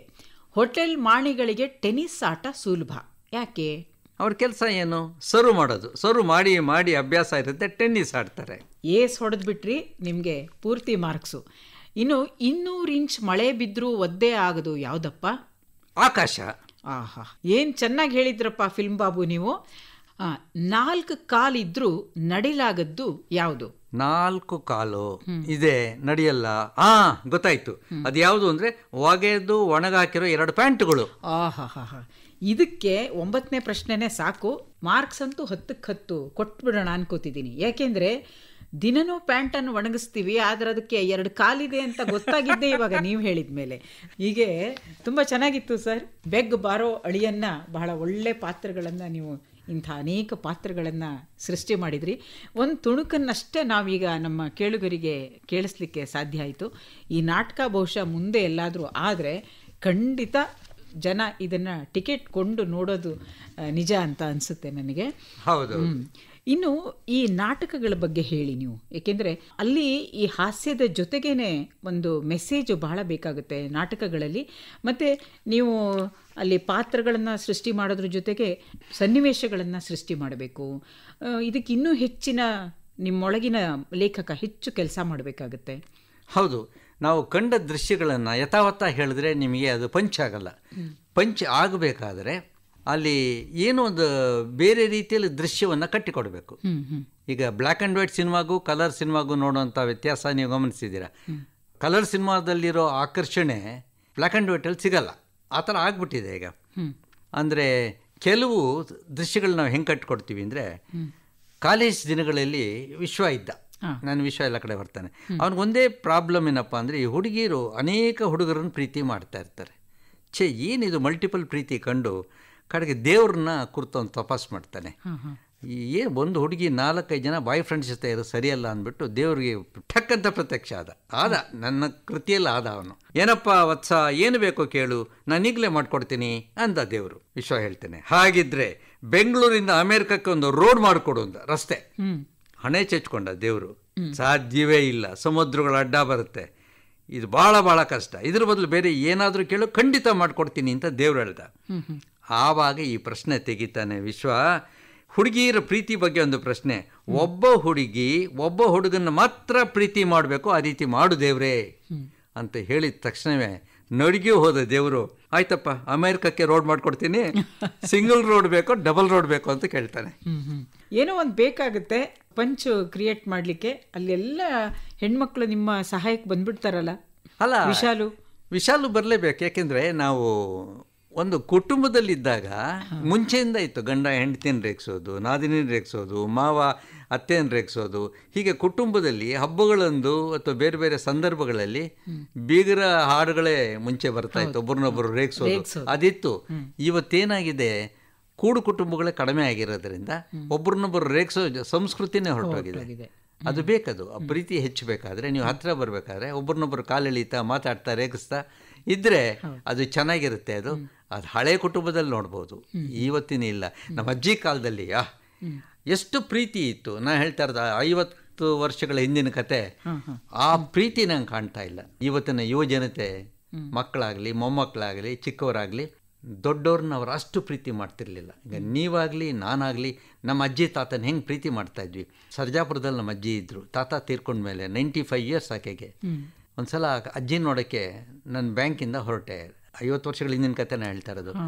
ಲಾಸ್ಟ್ ಬಸ್ಸಲ್ಲಿ ಹೋಗಿ ಇಳಿತೀನಿ, ಅಜ್ಜಿ ಒಬ್ಬರೇ ಅಲ್ವ ಮನೆಯಲ್ಲಿರೋದು. ಆದ್ದರಿಂದ ಇದ್ದು ಬದ್ದ ಅನ್ನಕ್ಕೆ ಹಾಲು ಮೊಸರು ಹಾಕಿ ಕಲಸಿ ಎಸೆಯಕ್ಕೆ ಅಂತ ಆಚೆ ಬರ್ತಿದ್ದಾಳೆ. ನಾನು ಮನೆ ಒಳಗಡೆ ಎಂಟ್ರಿ ತೊಗೋತಾ ಇದ್ದೀನಿ. ಆಗ ಅಜ್ಜಿ ನನ್ನ ನೋಡಿ, ಆ ಪ್ರೀತಿ ನೋಡಿ, ಹೇಯ್ ನರಸಿಂಹ ಬಾಬಾ, ಸರಿಯಾದ ಟೈಮಿಗೆ ಬಂದೆ, ನೀನು ಸ್ವಲ್ಪ ಲೇಟ್ ಮಾಡಿದ್ರೆ ಮೊಸರನ್ನ ತಗೊಂಡೋಗಿ ಬೀದಿ ನಾಯಿಗೆ ಹಾಕ್ಬಿಡ್ತಿದ್ದೆ ಅಂದ್ರು. ನಂಗೆ ದುಃಖ ಆಗೋಯ್ತು. ರೆಗ್ಯುಲರ್ ಆಗಿ ತಿನ್ನೋ ಬೀದಿ ನಾಯಿ ಒಂದಿರುತ್ತೆ, ವರ್ತನೆ ನಾಯಿ ಅಂತ ಹೇಳ್ತೀವಿ ಅದಕ್ಕೆ. ರಾತ್ರಿ 9 ಕಾಲಕ್ಕೆ ಬಂದು ತಿನ್ನುತ್ತದು. ಅಜ್ಜಿ ಅದು ಉಪವಾಸ ಬೀಳ್ತಿದೆ ಅಂತ ಪಾಪ ಪ್ರಜ್ಞೆ ಕಾಡ್ತು ನನಗೆ. ಅಜ್ಜಿ ಅದಕ್ಕೆ ಹಾಕಿ ಪರವಾಗಿಲ್ಲ ಅಂದೆ. ಆಗ ಅಜ್ಜಿ, ಏಯ್ ಬಸ್ಸಲ್ಲಿ ಬಂದಿದೀಯಾ, ಇದು ನೀನು ತಿನ್ನು, ಬೀದಿ ನಾಯಿಗೆ ಬಿಸಿ ಬಿಸಿಯಾಗಿ ಬೇರೆ ಮಾಡಾಕ್ತೀನಿ ಅಂದ್ಲು. ಈ ತರಹದ ಪ್ರೀತಿ ಇವತ್ತು ಎಲ್ಲಿ ಕಾಣ್ತೀರಾ? ಖಂಡಿತ ಇಲ್ಲ. ನಮ್ಮ ಅಜ್ಜಿ ನಮ್ಮೂರಿಗೆ ಮಾಲೂರಿಗೆ ಬಂದರೆ, ಅಜ್ಜಿ ನನ್ನ ಚಾಪೆ ಮೇಲೆ ಮಲ್ಕೋ, ನನ್ನ ದಿಮ್ಮು ನೀನು ಕೊಡ್ತೀನಿ ಅಂತ ನಾವು ಆಫರ್ ಮಾಡ್ತಾ ಇದ್ವಿ. ಆ ಕಲ್ಚರ್ ಹೊರಟೋಗಿದೆ. ನೀವು ಜನ್ರೇಷನ್ ಗ್ಯಾಪನ್ನಿ ನೀವು ಏನೇ ಹೇಳಿ, ಆದರೂ ಕೂಡ ಹಿರಿಯರ ಬಗ್ಗೆ, ತಂದೆ ತಾಯಿ ಬಗ್ಗೆ, ಅಜ್ಜಿ ತಾತನ ಬಗ್ಗೆ ಆ ಒಂದು ಗೌರವ ಅವರಿಂದ ನಾವು ಅನ್ನೋದು ಗೊತ್ತೇ ಇಲ್ಲ. ಈಗ ಅಂದ್ರಲ್ಲ ನೀವು ಬೀದಿ ನಾಯಿದು, ಇಂಥದೇ ನನಗೂ ಆಗಿದೆ. ನಮ್ಮ ಮನೆಯಲ್ಲೂ ಒಂದು ನಾಯಿ ಇತ್ತು. ಆವಾಗ ಹೀಗೆ ಅನ್ನ ಇದ್ದಾಗ ಮಧ್ಯಾಹ್ನದಲ್ಲಿ ಯಾರೋ ಬಂದುಬಿಟ್ರು. ಆವಾಗ ಗೊತ್ತಿಲ್ಲದೆ ಹೇಳಿದ್ದು, ಏಕೆಂದರೆ ನಾಯಿ ಅದು ಅಂಥೇಳಿ ನಮ್ಮ ಕಲ್ಪನೆನೇ ಇರಲ್ಲ, ಅದೊಂದು ಮನೆ ಸದಸ್ಯ ಆಗಿಬಿಟ್ಟಿರುತ್ತೆ ನಮಗೆ. ಹೊರಗಿನವ್ರಿಗೆ ಅದು ನಾಯಿಯಾಗಿ ಕಾಣ್ಬೋದು. ಇಲ್ಲ ಅದಕ್ಕೆ ನಾನು ಆಮೇಲೆ ಮಾಡಾಕ್ತೀನಿ, ಈಗ ನೀವು ಊಟ ಮಾಡಿ ಅಂತ ಹೇಳಿಬಿಟ್ಟಿದ್ದೆ. ಅದು ಅವರಿಗೆ ಕೋಪ ಬಂದಿತ್ತು. ಅಂದರೆ ನೋಡಿ, ಅಲ್ಲಿ ಪ್ರಾಣಿಗಳ ಬಗ್ಗೆ ನಮಗಿರೋ ಪ್ರೀತಿಯ ಅರಿವು ಅವರಿಗಿರೋದಿಲ್ಲ. ಆಮೇಲೆ ಅದಕ್ಕೆ ಮಾಡಿ ಹಾಕ್ತೀವಿ ಅಂತಂದಾಗ ನನ್ನನ್ನು ನಾಯಿಗೆ ಹೋಲಿಸಿದ್ರು ಅಂತನೋ ಅಥವಾ ಅದಕ್ಕಿಂತ ಕಡೆ ಮಾಡಿದ್ರು ಅಂತನೋ ವಿಚಾರ ಮಾಡೋರೇ ಹೆಚ್ಚಾಗಿದ್ದಾರೆ. ಇಂಥ ಸೂಕ್ಷ್ಮಗಳಲ್ಲೆಲ್ಲ ನೀವು ಹಾಸ್ಯವನ್ನು ಹುಡುಕಿದ್ದೀರಾ, ಅದನ್ನು ಬೇಕಾದ ಹಾಗೆ ಜನರಿಗೆ ಉಣಬಡಿಸಿದ್ದೀರಿ ಕೂಡ. ನಾಯಿ ಬಗ್ಗೆ ತಾಜಾ ಜೋಕು. ನಾನು ಸಾಗರದಲ್ಲಿ ಕೆಲಸ ಮಾಡ್ತಿದ್ದೆ ಸ್ಟೇಟ್ ಬ್ಯಾಂಕಲ್ಲಿ. ಅಲ್ಲಿ ಯಾರ್ದೋ ಮನೆಗೆ ಒಂದು ಇಟ್ ವಾಸ್ ಎ ಸಂಡೇ ಮಧ್ಯಾಹ್ನ 3 ಗಂಟೆಗೆ ಹೋಗಿದ್ದೀನಿ. MGH ಅಂತಿದೆ ಅಲ್ಲಿನ ಅಕೌಂಟೆಂಟ್ ಅವ್ರ ಮನೆಗೆ ಹೋದೆ ನಾನು. ಅವ್ರು ಇರಲಿಲ್ಲ, ಎಲ್ಲೋ ಹೋಗಿದ್ರು. ಅವ್ರು ಶ್ರೀಮತಿಯವರು ಇದ್ದರು, ಗೊತ್ತು ಅವ್ರಿಗೆ ನಾನು ಯಾರು ಅಂತ, ಬ್ಯಾಂಕ್ನವರು ಅಂತ. ಬನ್ನಿ ನಮಸ್ಕಾರ, ಕೂತ್ಕೊಳ್ಳಿ, ಅವ್ರು ಬರ್ತಾರೆ ಕೂತ್ಕೊಳ್ಳಿ ಅಂಥೇಳಿ ಒಂದು ಚಕ್ಲಿ ತಂದಿಟ್ರು. ಆ ಚಕ್ಲಿ ಎಷ್ಟು ಗಟ್ಟಿಯಾಗಿತ್ತು ಅಂದರೆ ಅದ್ರ ಬಗ್ಗೆ ನಾನು ಕತೆ ಬರೆದೆ, ಕವನ ಬರೆದೆ, ಭಾಷಣಗಳೆಲ್ಲ ಮಾಡಿಬಿಟ್ಟೆ. ಅದು ಆ ಚಕ್ಲಿನ ಹೆಂಗೆ ಮುರಿಯೋಕೆ ಹೋದರೂ ಅದು ಮುರಿತಾ ಇರಲಿಲ್ಲ. ಹೇಗೆ ಮುರೀರಿ, ಮೆಟ್ರೋಗೆ ಪಿಲ್ಲರ್ಸ್ಗೆ ಹಾಕೋವಾಗ ಒಂದು ಕಂಬಿ ಬರುತ್ತೆ ಕೆಳಗಡೆಯಿಂದ ಮೇಲೆ, ಅದನ್ನು ಚಕ್ಲಿ ಆಕಾರಕ್ಕೆ ಕಟ್ ಮಾಡಿ ತಟ್ಟೆಯಲ್ಲಿ ಇಟ್ಟರೆ ಹೆಂಗಿರುತ್ತೋ ಹಂಗಿತ್ತು ಅದು. ಆಮೇಲೆ ನಾನು ಕೈಲಿ ಆಗಲ್ಲ, ಬಂದ ಜಾಗದಲ್ಲಿ ಬಿಟ್ಟರೆ ಅದು ತಪ್ಪು ಅಂತ ಅನ್ನಿಸ್ತು. ಕಿಟಕಿ ಆಚೆ ನೋಡಿದೆ, ನಾಯಿನೂ ನೋಡ್ತಾ ಆಯಿತು. ಚಕ್ಲಿ ಮನೆ ಒಳಗಡೆಯಿಂದ ಚಕ್ಲಿನ ತೋರಿಸ್ದೆ, ಅದು ಅಂತ ಬಾಯಿ ತೆಗಿತು. ಕಿಟಕಿ ಹತ್ರ ಹೋಗಿ ಟಕ್ ಅಂತ ಎಸೆ ಗಬಕ್ಕಂತ ಎಷ್ಟು ಚೆನ್ನಾಗಿ ಕ್ಯಾಚ್ ಹಿಡಿತು ಅಂದರೆ ಒಳ್ಳೆ ಕ್ರಿಕೆಟರ್ ಥರ ಹಿಡಿತದ ಕ್ಯಾಚು. ಹಿಡಿದ್ಬಿಟ್ಟು ತೊಗೊಂಡೋಗ್ಬಿಡ್ತು. ತಟ್ಟೆ ಖಾಲಿ ಆಗೋಯ್ತು. ಮನೆ ಯಾಕೆ ಬಂದರು, ತಟ್ಟೆ ಖಾಲಿ ಆಗಿದ್ದು ನೋಡಿ ಖುಷಿಯಾಗಿ, ಹೆಂಗಿತ್ತು ಚಕ್ಲಿ? ತುಂಬ ಚೆನ್ನಾಗಿತ್ತು ಮೇಡಮ್, ಇನ್ನೊಂದು ಕೊಡ್ಲಾ ಅಂದರು. ಬೇಡ ಅಂದೆ. ಇನ್ನೇನು ಕಾಫಿ ಕುಡಿದು ಎದ್ದು ಹೋಗಬೇಕು. ಅಷ್ಟರಲ್ಲಿ ಆ ನಾಯಿ ಅವ್ರ ಮನೆದಂತೆ, ನನಗೆ ಗೊತ್ತಿಲ್ಲ. ಚಕ್ಲಿ ಕಚ್ಕೊಂಡು ಒಳಗಡೆ ಬಂದ್ಬಿಡ್ತು. ಮುಂಗಾಲಗಳಲ್ಲಿ ಚಕ್ಲಿ ಹಿಡ್ಕೊಂಡು ಹೀಗೆ ಕಡಿಯೋಕ್ಕಾಗ್ತಾ ಇಲ್ಲ ಅದರ ಕೈಯಲ್ಲಿ. ಆಗ ಮನೆ ಯಾಕೆ ನನ್ನ ಸ್ವಲ್ಪ ಬೈಯೋ ರೀತಿ ಮಾತಾಡಿದ್ರು. ಅಲ್ಲ, ನಿಮಗೆ ಅಂತ ಕೊಟ್ಟು ಚಕ್ಲಿನ ನೀವು ಯಾಕೆ ಹಾಕಿದ್ರಿ ನಾಯಿಗೆ ಅಂದಾಗ, ಮೂಕು ಪ್ರಾಣಿ ಮೇಡಮ್, ಪಾಪ ಏನೋ ಬಂದು ನೋಡ್ತಾ ಇತ್ತು, ಹಾಕ್ಬಿಟ್ಟೆ, ಸಾರಿ ಹಿಂದೆ. ಅದಕ್ಕೆ ಹಾಕಿ ಏನನ್ಬೇಕು, ನಿನ್ನೆ ಸಂಜೆ ಇದೇ ಚಕ್ಲಿ ಅದೇ ನಾಯಿಗೆ ಹಾಕಿದ್ದೆ, ಅದು ತಿನ್ನಲಿಲ್ಲ ಅಂತ ನಿಮಗೆ ಕೊಟ್ಟಿದ್ದು ಅಂದ್ಲು. ಅಂದರೆ ವಿಷಯವನ್ನು ಅಲ್ಲಿ ಸ್ವಲ್ಪ ನಡೆದಿರೋದಿರುತ್ತೆ, ಉಳಿದಿರೋದು ಉತ್ಪ್ರೇಕ್ಷೆ ಇರುತ್ತೆ. ಈ ಉತ್ಪ್ರೇಕ್ಷೆಯನ್ನು ನಾವು ಎಕ್ಸಾಗರೇಷನ್ ಅಂತೀವಿ. ಕುಂಭಕರ್ಣನ ಪಾತ್ರ ಇದ್ದಾಗೆ ಆ ಲೆವೆಲ್ಗೆ ಉತ್ಪ್ರೇಕ್ಷೆ ತೊಗೊಂಡು ಹೋದಾಗ ಅದೆಲ್ಲ ಹಾಸ್ಯ ಹುಟ್ಟುತ್ತೆ. ಹಾಸ್ಯದ ಒಂದು ಪ್ರಕಾರ ಕೂಡ ಹೌದದು. ಶತ್ರುರೋಕ್ತಿ ಆಗಲಿ, ಪ್ರೇಕ್ಷೆ ಆಗಲಿ, ಇದು ಈ ಸರಳ ಹಾಸ್ಯ, ಪರಿಹಾಸ್ಯ ಇದಕ್ಕಿಂತ ಪವರ್ಫುಲ್ ಆಗಿರುತ್ತದು. ಅದಕ್ಕೆ ಒಂದು ಉದಾಹರಣೆ ನೆನಪಾಯಿತು. ನೀವು ಸಿನಿಮಾಗಳಿಗೂ ಬರೆದ್ರಿ, ಆದರೆ ಅದು ಯಾಕೋ ಸಿನಿಮಾಗಳಲ್ಲಿ ಕಾಲು ಉರ್ಲಿಲ್ಲ. ನೀವು ಟಿವಿಯಲ್ಲಿ ಇದ್ದ ಹಾಗೆ ಅಥವಾ ನಿಮ್ಮ ಹಾಸ್ಯ ವೇದಿಕೆ ಮೇಲಿನ ಕಾರ್ಯಕ್ರಮಗಳನ್ನು ಬೇರೆ ಕಡೆ ಮಾಡ್ತೀರಲ್ಲ, ಆ ಥರ ಯಾಕೋ ಸಿನಿಮಾಗಳಲ್ಲಿ ಉಳಿಲಿಲ್ಲ ನೀವು. ಅದೇನಾಯಿತು ಅಂದರೆ ಆ್ಯಕ್ಚುಲಾಗಿ ಈಗ ರಾಜೇಂದ್ರ ಸಿಂಗ್ ಬಾಬು ಅವರು ಭಾಳ ಪ್ರಸಿದ್ಧ ಡೈರೆಕ್ಟ್ರು. ಅವರು ಕೋತಿಗಳು ಅಂತ ಸಿನಿಮಾ ಮಾಡಿದ್ರು. ರಿಚರ್ಡ್ ಲೂಯಿಸ್ ನನಗೆ ಗೆಳೆಯ ಬರೆದ್ರು ಅದಕ್ಕೆ ಸಂಭಾಷಣೆ. ನೆಕ್ಸ್ಟ್ ಕತ್ತೆಗಳು ಅಂತ ಬರೆದ್ರು. ಅದಕ್ಕೆ ರೈಟ್ರ್ ಚೇಂಜ್ ಮಾಡಿದ್ರು, ನನಗೆ ಕೊಟ್ಟರು, ನಾನು ಬರೆದೆ. ಅದು ಚೆನ್ನಾಗಿ ಓಡ್ತದು ಸಿನಿಮಾ. ಒಂದು ಯಾವುದೋ 100th ಡೇ ಫಂಕ್ಷನ್ನಲ್ಲಿ ಸುಮ್ಮನಿರ್ಲಾರ್ದೆ ಕೇಳಿದೆ ಅದೇ, ಅಲ್ಲ ಸರ್, ಕೋತಿಗಳು ಸಬ್ಜೆಕ್ಟ್ನ ರಿಚರ್ಡ್ ಲೂಯಿಸಿಗೆ ಕೊಟ್ವಿ, ಕತ್ತೆಗಳು ನನಗೆ ಕೊಟ್ರಿ, ಯಾಕೆ ಅಂದಾಗ ರಾಜೇಂದ್ರ ಸಿಂಗ್ ಬಾಬು ಅವರು ಅವ್ರವ್ರ ಮುಖ ನೋಡಿಕೊಂಡೆ ಸಬ್ಜೆಕ್ಟ್ ಕೊಡೋದು ಅಂದರು. ಯಾಕಾಗಿ ಕೇಳಬೇಕಿತ್ತು ಅದು ನಾನು ಅಂತ ಅನ್ನಿಸ್ತು. ಅಲ್ಲಿ ಯಾತಕ್ಕೆ ನಾನು ಹೋಗ್ತಿಲ್ಲ ಅನ್ನೋ ನಿಮ್ಮ ಪ್ರಶ್ನೆಗೆ ಉತ್ತರ, ಅದು ನೀವು ಒಂದು ಸಲ ಫಿಲಮ್ಗೆ ಕಮಿಟ್ ಆಗಿಬಿಟ್ರೆ 1 ವರ್ಷ ಲಾಕ್ ಆಗಿಬಿಡ್ತೀರ ಅಲ್ಲಿ. ಸದ್ಯ ಸರ್, ನಾನು ನನ್ನ ಮುಖ ನೋಡ್ಕೊಂಡೆ ಅಂದ್ಬಿಡ್ತೀರೇನೋ ಅಂತ ಭಯ ಆಗಿತ್ತು ನನಗೆ. 1 ವರ್ಷ ನೀವೇನು ಮಾಡೋಕ್ಕಾಗಲ್ಲ. ಸೊ ಇಡೀ ದಿನ ರೂಮ್ ಹಾಕ್ತಾರೆ, ರೂಮಲ್ಲಿ ಇರಬೇಕು, ಬೇರೆ ಊರಲ್ಲಿ ರೂಮ್ ಹಾಕ್ತಾರೆ. ನಾನು ಎವ್ರಿಡೇ 1 ಅಥವಾ 2 ಎಪಿಸೋಡ್ ಬರೀಲೇಬೇಕಾದ ವ್ಯಕ್ತಿ ನಾನು. ಪಾಪ ಪಾಂಡು ಸಿಲ್ಲಿಲಲ್ಲಿ ನೀವೇ ಹೇಳಿದ್ರಿ. ಸೊ ಇಷ್ಟು ಕಮಿಟ್ಮೆಂಟ್ ಇರೋ ನನ್ನ ತೊಗೊಂಡೋಗಿ ರೂಮೆಲ್ಲ ಕೂಡ ಹಾಕಿದ್ರೆ ನನ್ನ ಬರವಣಿಗೆ ಏಟ್ ಬೀಳುತ್ತೆ ಅಂತ 5-6 ಸಿನಿಮಾ ಬರೆದೆ ನಾನು. ಅಲ್ಲಿಗೆ ಬಿಟ್ಟೆ. ಹಾಗಾಗಿ ನನ್ನ ಪ್ರಕಾರ ನೀವು ಬಯಲಿಗೆ ಬಂದುಬಿಟ್ರಿ ಅಂತ, ಬಯಲಾಯಿತು ಅಂತಾರಲ್ಲ ಹಾಗೆ ನೀವು ನಗೆಕೂಟಗಳನ್ನು ಆರಂಭ ಮಾಡಿಕೊಂಡ್ರಿ. ಆ ಹೊತ್ತಿಗೆ ನಗೆಕೂಟಗಳು ಬಹಳಷ್ಟು ಪ್ರಸಿದ್ಧವಾಗ್ತಿತ್ತು. ಎಲ್ಲೋ ಅಪಾರ್ಟ್ಮೆಂಟಲ್ಲಿ ಅಥವಾ ಎಲ್ಲೋ ಪಾರ್ಕಲ್ಲಿ ಕೂತ್ಕೊಂಡು ನಗೋರನ್ನು ನೋಡ್ತಾ ಇದ್ವಿ ನಾವು. ಅವಾಗ ಅದೊಂದು ದೊಡ್ಡ, ನೀವು ಹಾಸ್ಯಾಸ್ಪದ ಅನ್ನೋ ಮಾತನ್ನು ನಾವು ಅವಾಗ ಮಾತಾಡ್ತಾ ಇದ್ವಿ ಮೊದಲು. ಆ ಹಾಸ್ಯಾಸ್ಪದವೇ ಆಗಿತ್ತದು ಮೊದಲು. ಏನು ಇಷ್ಟು ಜನ ಸೇರ್ಕೊಂಡು ಈ ಥರ ನಗ್ತಾರಲ್ಲ, ಇವರಿಗೇನು ತಲೆ ಕೆಟ್ಟಿದೆಯಾ ಅಂತ. ಆ ನಂತರ ಅದರ ಮಹತ್ವ ಗೊತ್ತಾದ ಹಾಗೆ ಅದು ಬಯಲಿಗೆ ಬರಲಿಕ್ಕೆ ಶುರುವಾಯಿತು ಅಂತ ನನ್ನನ್ನೆಲ್ಲ ವೇದಿಕೆಗೆ ಬಂತು. ಆ ಹಾಸ್ಯಕ್ಕೆ ವೇದಿಕೆಯನ್ನು ಹತ್ತುವಂಥ ಒಂದು ಘನತೆಯನ್ನು ತಂದುಕೊಟ್ಟು ನಿಮ್ಮ ತಂಡ ಕಟ್ಟಿದ್ರಿ ನೀವು. ಹೌದೌದು. ಅದು ಏನಂದರೆ ಆಗ ಡಿಮ್ಯಾಂಡ್ ಹೇಗಿತ್ತು ಅಂದರೆ, ಒಂದು ಪುಸ್ತಕ ಬಿಡುಗಡೆ ಸಮಾರಂಭ ಅಂದರೆ ಅಲ್ಲಿ ಹಾಸ್ಯೋತ್ಸವ ಆಗಬೇಕು, ಅಥವಾ ಒಂದು ಮದುವೆಯ ರಿಸೆಪ್ಷನ್ ಆಗಲಿ, ಅಥವಾ ಮದುವೆ ಊಟಕ್ಕೆ ಮುಂಚೆ ಸಮಯ ಸಿಗುತ್ತಲ್ಲ 1 ಅವರಲ್ಲಿ ದಾರೆ ಆದಮೇಲೆ ಅಲ್ಲಾಗಲಿ, ಅಲ್ಲಿ ನಾವು ಹಾಸ್ಯೋತ್ಸವ ಮಾಡ್ತಾಯಿದ್ವಿ. ಇದೆಲ್ಲ ಹೋಗಲಿ ಅಂದರೆ ರಾಜಾನ್ಕುಂಟೆ ಯಲಹಂಕ ಹತ್ರ ಒಬ್ಬ ಕೃಷ್ಣಪ್ಪ ಅನ್ನೋರು ಅಜ್ಜಿ ತೀರ್ಕೊಂಡಾಗ ವೈಕುಂಠ ಸಮಾರಾಧನೆಗೆ ಹಾಸ್ಯೋತ್ಸವ ಇಟ್ಕೊಂಡ್ರು ನನ್ನ ಭಾಷಣ. ಏನಯ್ಯ ಇದು ಅಂದೆ. ಸರ್, ನಮ್ಮ ಅಜ್ಜಿಗೆ ನಿಮ್ಮ ಭಾಷಣ ಅಂದರೆ ತುಂಬ ಇಷ್ಟ ಸರ್, ನಿಮ್ಮ ಭಾಷಣ ಕೇಳಬೇಕು, ಕೇಳಲೇ ಕೃಷ್ಣ ಕರ್ಕೊಂಡೋಗೋ ಅವ್ರ ಭಾಷಣಕ್ಕೆ, ಕೃಷ್ಣ ಮೂರ್ತಿ ಭಾಷಣ ಕರ್ಕೊಂಡೋಗೋ ಅಂತ ಹೇಳ್ತಿ. ಕಡೇ ಮಾತು ಅದೇ ಸರ್ ಅವ್ರದ್ದು. 20-30 ಜನ ಸೇರಿದ್ರು, ಅಲ್ಲಿ ಅಜ್ಜಿ ಫೋಟೋ ಇಟ್ಟಿದ್ರು, ಮಾತಾಡಿದೆ ನಾನು. ಅಲ್ಲಲ್ಲಿ ನಗು ಇತ್ತು.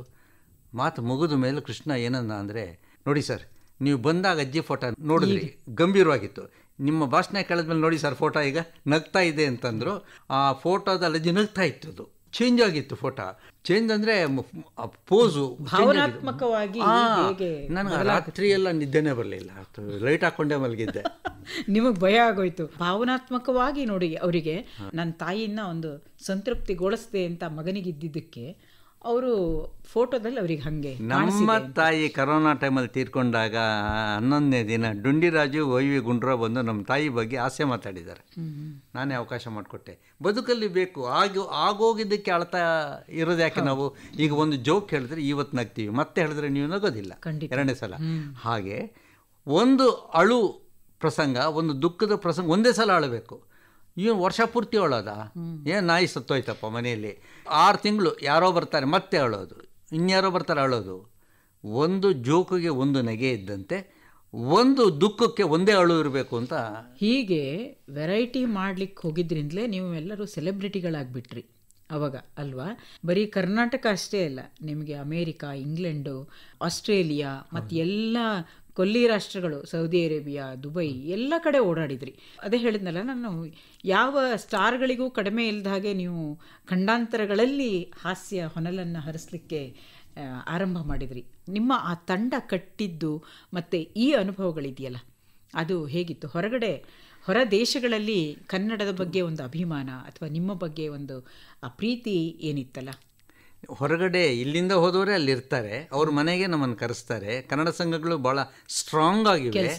ಈಗ ನಮ್ಮ 4-5 ತಿಂಗಳಿಂದ ಅಕ್ಕ ಸಮ್ಮೇಳನ ವಾಷಿಂಗ್ಟನ್ನಲ್ಲಿ ನಡೆದಾಗ, ರಿಚ್ಮಂಡ್ ಅಂತ ಅಲ್ಲಿ ಹರಟೆ ಮಾಡಿಕೊಡಿ ಅಂತ ನನಗೆ ಬಂತು. ನಾನು ತಟ್ಟಂತ ಹೇಳಿ ನಮ್ಮ ಸೋಮೇಶ್ವರ ನಾವು ಹೋಗಿದ್ದೆ. ಆಫ್ಕೋರ್ಸ್ ಅವರು ಕ್ವಶನ್ ಆನ್ಸರ್ ಸೆಷನ್ನು, ನಂದು ಹರಟೆಯಲ್ಲಿ ಮಾಡಿದ್ವಿ. ಅಲ್ಲಿ ಲೋಕಲ್ ಜನನ ಹಾಕ್ಕೊಂಡು ಮಾಡಿದ್ವಿ. ಅಂದರೆ ಅವರು ಬಯಸ್ತಾರೆ, ಜನ ನಗ್ತಾರೆ. ಅವ್ರು ನಗೋಕ್ಕೆ ಅಂತಲೇ ಜನ ಬರ್ತಾರೆ ಅಲ್ಲಿ, ಅವ್ರು ಎಂಜಾಯ್ ಮಾಡ್ತಾರೆ. ಅಂದರೆ ನಿಮ್ಮ ಉದ್ದೇಶ ಇದಾಗಿರಬೇಕು, ಎಂಜಾಯ್ ಮಾಡಬೇಕು ಅನ್ನೋ ಥರ. ಒಂದು ಘಟನೆ ನಡೀತು. ಕಸ್ತೂರಿಯವರ ಬಗ್ಗೆ ಕಾರ್ಯಕ್ರಮ ನಾಳೆ ಬೆಳಿಗ್ಗೆ ಇದೆ ಬಾ ಅಂತ ನನ್ನ ಫ್ರೆಂಡಿಗೆ ಹೇಳಿದೆ. ಅವ್ನು ಮೋಟ್ರ್ ಬೈಕಲ್ಲಿ ಹೋಗ್ತಾ ಇದ್ದ. ಆಯಿತಾ, ಅಲ್ಲ ಬೆಸ್ಟ್ ಕಣಪ್ಪ ಅಂದ. ಏಯ್ ಬಂದು ನಗರಪ್ಪ ಅಲ್ಲಿ. ಇಲ್ಲ, ನಗಕ್ಕೆ ಟೈಮ್ ಇಲ್ಲ, ತುಂಬ ಸೀರಿಯಸ್ ಆಗಿದ್ದೀನಿ, ನಾನು ಇನ್ನೊಂದು ಸಲ ಬರ್ತೀನಿ ಅಂದ. ನಗಕ್ಕೂ ಟೈಮ್ ಇಲ್ಲ. ಇವತ್ತು ಹಾರ್ಟ್ ಸ್ಪೆಷಲಿಸ್ಟ್ಗಳ ಹತ್ರ ನೀವು ಹೋದರೆ ದಿನಕ್ಕೆ ಅರ್ಧ ಗಂಟೆ ನಗಿ ಅಂತ ಪ್ರಿಸ್ಕ್ರಿಪ್ಷನ್ ಕೊಡ್ತಾರೆ. ನಮ್ಮ ವಿಶ್ವ ಹೇಳಿದ್ದ, ನನ್ನ ಹೆಂಡತಿ ಮುಖ ನೋಡಿ ನಗಕ್ಕಾಗಲ್ಲ ಅಂದಿದ್ದ ವಿಶ್ವ. ಆಗ ರೀ, ಹೆಂಡತಿ ಮುಖನೇ ಆಗಬೇಕು ಅಂತೇನ್ರಿ, ಎದುರು ಮನೆ ಆಂಟಿ ಮುಖ ನೋಡಿ ನಗ್ರಿ, ನಮಗೆ ನಗು ಮುಖ್ಯ. It's A laughter therapy. ಅದು ನಗೋದು ಮುಖ್ಯ. ನಗುವಿನಲ್ಲಿ ಅಂತ ಆರೋಗ್ಯಕರವಾದ, ಆರೋಗ್ಯನ ವರ್ಧಿಸ್ತಕ್ಕಂತಹ, ಹೃದಯಕ್ಕೆ ಸಹಾಯ ಮಾಡ್ತಕ್ಕಂಥ ಅಂಶಗಳು ತುಂಬ ಇದೆ. ಆದ್ದರಿಂದ ನಗೆಯನ್ನು ಜೀವನದಲ್ಲಿ ನಾವು ರೂಢಿಸ್ಕೊಳ್ಳೇಬೇಕಾಗುತ್ತೆ. ಹೌದು, ನಿಮಗೆ 2 ರೀತಿಯಲ್ಲಿದು. ಒಂದು, ನೀವು ಬ್ಯಾಂಕಲ್ಲಿ ಮ್ಯಾನೇಜರ್ ಆಗಿ ಕೆಲಸ ಮಾಡ್ತಾ ಇದ್ರಿ, ಬರೀ ಸಾಲ ಕೊಟ್ಟ ಅಭ್ಯಾಸ ಇತ್ತು ಅಂದ್ರಿ. ಆದರೆ ನೋಡಿ, ನಗೆಯನ್ನು ಇಲ್ಲಿ ಬ್ಯಾಂಕ್ ಡೆಪಾಸಿಟ್ ಮಾಡಿದ ಹಾಗೆ ಮಾಡಿ ಮಾಡಿ ಮಾಡಿ ನೀವು ನಿಮ್ಮ ಅಕೌಂಟನ್ನು ತುಂಬಿಕೊಂಡ್ರಿ. ನಿಜ, ಅಕೌಂಟ್ ತುಂಬಿಕೊಂಡ್ರಿ ಅಂದರೆ ನನಗೆ ದುಡ್ಡೇನು ಅಂದ್ಕೊಂಡೆ, ಇಲ್ಲ, ಜನಗಳ ಪ್ರೀತಿಯಲ್ಲಿ ತುಂಬಿಕೊಂಡೆ. ಎಲ್ಲಕ್ಕಿಂತ ಹೆಚ್ಚಾಗಿ ಮನಸ್ಸಿಗೆ ಬಹಳ ನೆಮ್ಮದಿ, ಏನೋ ಒಂದಷ್ಟು ಪುಸ್ತಕ ಬರೆಯೋ ಅವಕಾಶ, 4 ಕಡೆ ಹೋಗುವಂಥ ಅವಕಾಶ, 4 ದೇಶಕ್ಕೆ ಹೋಗುವಂಥ ಅವಕಾಶ ಇದೆಯಲ್ಲ, ಇದು ಮನುಷ್ಯನಿಗೆ ತೃಪ್ತಿ ಕೊಡುತ್ತೆ. ಎಲ್ಲೂ ಹೋದರೂ ಹಾಸ್ಯ ಹಂಚಿ ಬರ್ತೀವಿ. ಅವರು ಎಷ್ಟೇ ಸೀರಿಯಸ್ ಆಗಿದ್ದರು, ನಾವಲ್ಲಿ ಹೋಗಿ 4 ಹಾಸ್ಯದ ಮಾತುಗಳಾಡಿದಾಗ ರಿಲೀಫ್ ಆಗಿಬಿಡುತ್ತೆ ಅವ್ರಿಗೆ. ನೀವು ಹಣ ಅಂತಂದ್ರಿ, ಹಣ ಅಲ್ಲ, ಈ ಜನರ ಪ್ರೀತಿಯೇ ನಿಮ್ಮ ಅಕೌಂಟಲ್ಲಿ ತುಂಬಿ ತುಂಬಿ ತುಳುಕಾಡ್ತಾ ಇದೆ ಇವತ್ತಿಗೂ. MS ನರಸಿಂಹಮೂರ್ತಿಯವರು ಅಂತ ಹೆಸರು ಹೇಳಿದರೆ ಮುಖದ ಮೇಲೆ ಒಂದು ನಗೆ ಮೂಡುತ್ತೆ.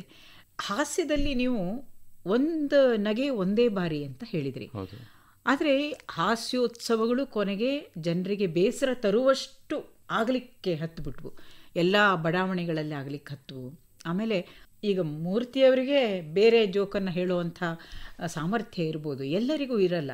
ಅವರು ಅದದೇ ಹಾಸ್ಯವನ್ನು ಮತ್ತೆ ಮತ್ತೆ ಹೇಳಿ ಜನರಿಗೆ ಬೇಸರವೂ ಕೂಡ ಆಗುವಂಥ ಹಂತ ಬಂತು. ಅತಿಯಾದರೆ ಅಮೃತವೂ ವಿಷ ಅಂತೀವಲ್ಲ, ಹಾಗೆ ಈ ಹಾಸ್ಯವೂ ಕೂಡ ಮಾಡಿದ್ದು ಉಂಟು ಒಂದೊಂದು ಸಂದರ್ಭದಲ್ಲಿ. ಹಾಗಾಗಿ ನೀವು ಮತ್ತೆ ಅದರ ಪ್ರಕಾರವನ್ನು ಬದಲು ಮಾಡಿಕೊಂಡ್ರಿ ಅನಿಸುತ್ತೆ. ಹೌದು, ಅದು ನೀವು ಹೇಳ್ತಾ ಇರೋದು ಸರಿಯಾದ ಅಬ್ಸರ್ವೇಷನ್. ಅದು ಹಾಸ್ಯೋತ್ಸವಗಳಿಗೆ ಮೊದಲಿದ್ದ ಡಿಮ್ಯಾಂಡ್ ಇವತ್ತು ಇಲ್ಲ ಅಂತ ಜನ ಹೇಳ್ತಾರೆ. ಜನ ಸೇರೋದನ್ನು ನೋಡಿದ್ರೆ ನಮಗೆ ಗೊತ್ತಾಗುತ್ತೆ. ಕಾರಣ ರಿಪಿಟೇಟಿವ್ ಜೋಕ್ಸ್ ಇರುತ್ತಲ್ಲ, ಅದಕ್ಕೆ ಜನ ನಗಲ್ಲ. ನೀವು ಬರಹಗಾರರಾಗಿದ್ದರೆ ಅಥವಾ ಒಳ್ಳೆಯ ಓದುಗಾರರಾಗಿದ್ದರೆ ನೀವು ತಯಾರಾಗಿ ಹೋಗ್ತೀರಾ. ಮೊನ್ನೆ ಬೇಂದ್ರೆಯವ್ರದ್ದು 4 ತಂತಿ ಬಗ್ಗೆ ಒಂದು ಕಾರ್ಯಕ್ರಮ ಇತ್ತು, ಅಲ್ಲಿಗೆ ಗೆಸ್ಟಾಗಿ ಹೋಗಿದ್ದೆ. ಬೇಂದ್ರೆಯವರ ಬಗ್ಗೆನೇ ಹಾಸ್ಯ, ಅದು ಬಿಟ್ಟು ಇನ್ನೇನು ಮಾತಾಡಲಿಲ್ಲ. ಹೀಗೆ ಹೊಸತನ್ನು ಹೊಸ ಜಾಗದಲ್ಲಿ ನಾವು ಕೊಡಬೇಕಾಗುತ್ತೆ. ಹಳೇದು ಕೊಟ್ಟಾಗ ತೊಗೊಳ್ಳಲ್ಲ. ಕಸ್ತೂರಿ ಅಂತ ಭಾಳ ದೊಡ್ಡ ಒಬ್ಬ ಲೇಖಕರಿದ್ದರು. ಅವ್ರು ಹೇಳೋರು, ಹೊಸ ಊರಾದರೆ ಭಾಷಣ ಮಾಡೋಕ್ಕೆ ಹೋಗ್ತೀವಲ್ಲ, ಹೊಸ ಊರಾದರೆ ಹಳೆ ಪ್ಲೇಟ್ ಹಾಕು, ಹಳೆ ಊರಾದರೆ ಹೊಸ ಪ್ಲೇಟ್ ಹಾಕು ಅಂತ. ಪ್ಲೇಟ್ ಅಂದರೆ ಭಾಷಣದ ಪ್ಲೇಟು. ಭಾಷಣದ ಪ್ಲೇಟು. ಇಲ್ಲಿ ನಾನು ಇನ್ನೊಂದನ್ನು ಸೇರಿಸ್ಬೋದು. ನಮ್ಮ ಆಕಾಶವಾಣಿಗೆ ಆಕಾಶವಾಣಿ ಅಂತ ಹೆಸರು ಕೊಟ್ಟವರಲ್ಲಿ ಅವರು ಒಬ್ಬರು, ಕಸ್ತೂರಿಯವರು. ಅವರಿಗೆ ಪ್ಲೇಟ್ ಯಾಕೆ ಅಂತಂದರೆ, ನಮ್ಮ ಆಕಾಶವಾಣಿಯಲ್ಲಿ ನಾವು ಅವಾಗ ಪ್ಲೇಟ್ ಹಾಕಿ ಹಾಡುಗಳನ್ನು ಕೇಳಿಸ್ತಾ ಇದ್ವಿ. ಹಾಗಾಗಿ ಅವರಿಗೆ ಆ ಪ್ಲೇಟ್ಗಳ ಬಗ್ಗೆ ಗೊತ್ತಿದೆ. ಹೌದು, ಹೀಗಾಗಿ ಪ್ಲೇಟ್ ಚೇಂಜ್ ಮಾಡ್ತಾ ಇರ್ಬೇಕು ನಾವು. ಒಂದೇ ಪ್ಲೇಟ್ ಹಾಕ್ತಾ ಇದ್ರೆ ಚೆನ್ನಾಗಿರಲ್ಲ. ಅದು ಹೊಸದನ್ನು ಇವತ್ತಿನ ದಿನಕ್ಕೆ ಅನ್ವಯಿಸೋ ಹಾಗೆ ಹೊಸ ಜೋಕುಗಳನ್ನ ತರಬೇಕು ವಿಷಯವನ್ನು. ಮತ್ತು ಭಾಳ ಸಮರ್ಥವಾಗಿ ವಿಡಂಬನೆ ಮಾಡ್ಬೋದು. ಇವತ್ತಿನ ರಾಜಕೀಯ ಪರಿಸ್ಥಿತಿ ಆಗಲಿ ಅಥವಾ ಬೇರೆ ಸಾಮಾಜಿಕ ಪರಿಸ್ಥಿತಿ ಆಗಲಿ, ಇಂತಹವುಗಳನ್ನು ಈ ಶುಗರ್ ಕೋಟೆಡ್ ಪಿಲ್ ಅಂತಾರಲ್ಲ, ಆ ರೀತಿಯಾಗಿ ಹಾಸ್ಯವನ್ನು ಕೊಟ್ಟಾಗ ಜನಕ್ಕೆ ಮೆಸೇಜು ಹೋಗುತ್ತೆ, ಜನ ಖುಷಿನೂ ಪಡ್ತಾರೆ, ನಗುವಿನ ಜೊತೆಗೆ ಮೆಸೇಜ್ ಹೋಗುತ್ತೆ. ಹಾಗೆ ಎಲ್ಲವೂ ಒಟ್ಟಾಗಿ ಬಂತು ಸರ್. ನೀವು ಕನ್ನಡದಲ್ಲಿ MA ಮಾಡಿದ್ರಿ, ಹಾಗಾಗಿ ಭಾಷೆಯ ಮೇಲೆ ಬಹಳ ದೊಡ್ಡ ಪ್ರಭುತ್ವನೂ ಇತ್ತು. ಬರಿತಾ ಇದ್ರಿ, ಸಾಕಷ್ಟು 68 ಕೃತಿಗಳನ್ನು ಬರೆದ್ರಿ. ನಿಮ್ಮ ಮೇಲೆ ಕೂಡ ಕೃತಿಗಳನ್ನು ಬರೆದಿದ್ದಾರೆ, ನಿಮ್ಮ ಬಗ್ಗೆನೇ ಬರೆದವರು ಇದ್ದಾರೆ. ಮೈಸೂರು ಯೂನಿವರ್ಸಿಟಿಯಲ್ಲಿ ಒಬ್ಬ ವಿದ್ಯಾರ್ಥಿ ನನ್ನ ಕೃತಿಗಳ ಬಗ್ಗೆ ಡಾಕ್ಟರೇಟ್ ಮಾಡ್ತಾ ಇದ್ದಾರೆ, ಈಗ ಶುರು ಮಾಡಿದ್ದಾರೆ. ಹೀಗಾಗಿ ಈಗ ಕೃತಿಗಳು ಜನನ ತಲುಪಿದೆ ಅಂತ ನನಗನ್ನಿಸ್ತು. ಬದುಕು ಬಹಳ ಒಂದು ಫುಲ್ ಸರ್ಕಲ್ಲಿಗೆ ಬರುತ್ತೆ ಅಂತ ಅನ್ಕೋತೀನಿ ಸರ್ ನಾನು. ನೀವು ಎಲ್ಲೋ ಒಂದು ಬ್ಯಾಂಕಲ್ಲಿ ಸಾಕಪ್ಪ ಇದು ಅಂತ ಹೇಳೋ ಅಂಥ ಕೆಲಸವನ್ನು ಮಾಡಿ ಅಂಕೆಗಳ ಜೊತೆಗೆ ಗುದ್ದಾಡಿ ಇವತ್ತು ಬೇರೆ ರೀತಿಯಲ್ಲಿ ಜನರು 10,000 ಜನ, 50,000 ಜನ, ಇಂಥ ಅಂಕಿಗಳ ಜೊತೆಗೂ ಇದು ಗುದ್ದಾಟ ಅಲ್ಲ, ಇದು ಒಂಥರ ಗಂಧದವರೊಡನೆ ಗುದ್ದಾಡೋದು ಅಂತಾರಲ್ಲ, ಹಾಗೆ ಈಗ ಗುದ್ದಾಡ್ತಾ ಇದ್ದೀರಾ, ಆದರೆ ಗಂಧದವರೊಡನೆ ಗುದ್ದಾಡ್ತಾ ಇದ್ದೀರಾ.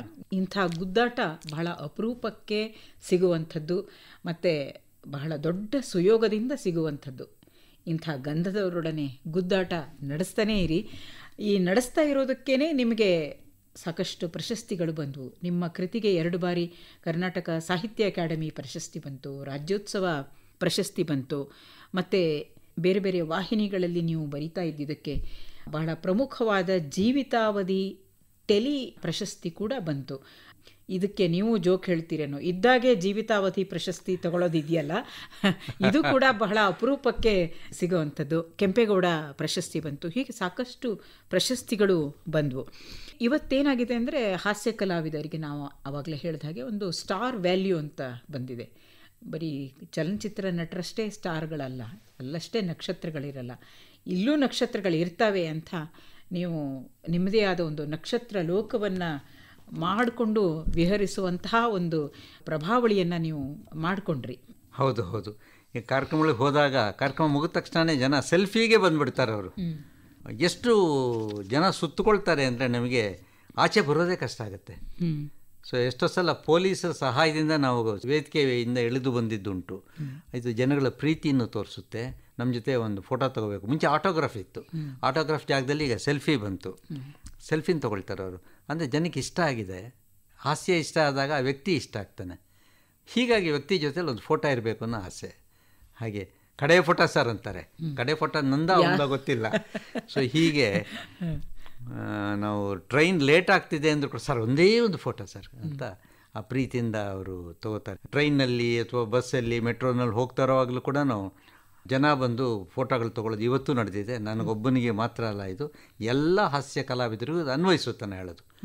ಇನ್ನು ಪ್ರಾಣೇಶ್ ಅಂತವ್ರು ಬಂದುಬಿಟ್ರೆ ಅಂತೂ ಜನಗಳನ್ನ ನಿಯಂತ್ರಣ ಮಾಡೋದೇ ಕಷ್ಟ ಆಗುತ್ತೆ. ಅಂದರೆ ನೀವು ಹೇಳಿದಾಗೆ ಸ್ಟಾರ್ ವ್ಯಾಲ್ಯೂ ಬಂದಿದೆ ಹಾಸ್ಯವರಿಗೆ. ಹಾಗೆಯೇ ಜನನೂ ಇಷ್ಟಪಟ್ಟಿದ್ದಾರೆ. ಏಕೆಂದರೆ ಬೇಕು, ಈ ಒಂದು ಯಾಂತ್ರಿಕ ಬದುಕಿಗೆ ನಗೆ ಇದ್ದರೆ ಮಾತ್ರ ಅದು ಈ ಗಾಳಿಗೆ ಏನು ಎಣ್ಣೆ ಹಾಕ್ತೀವಿ ಸುಲಭವಾಗಿ ಹೋಗಲಿ ಅಂತ, ಆ ಥರದ್ದಿದು. ಅದು ಇದ್ದಾಗಲೇ ಸುಲಭವಾಗಿ ಜೀವನದ ಗಾಡಿ ಚಲಿಸುತ್ತೆ. ಆ ದೃಷ್ಟಿಯಿಂದ ಹಾಸ್ಯ ಬೇಕೇ ಬೇಕು. ಹಾಸ್ಯನ ರೂಢಿಸ್ಕೊಳ್ಳಿ. ಹೇಳೋದನ್ನು ಹಾಸ್ಯವಾಗಿ ಹೇಳಿ ನೀವು ಅಷ್ಟೇ. ಸುಮ್ಮನೆ ಅದನ್ನು ಯಾಕೆ ರೇಟ್ಕೊಂಡು ಲೈಟಾಗಿ ಬದುಕಬೇಕು ಅಂತ ಹೇಳ್ತೀವಲ್ಲ, ಹಾಗೆ ಲೈಟಾಗಿ ಇರಬೇಕು, ಲೈಟಾಗಿ ಬದುಕಬೇಕು ಅಲ್ವಾ?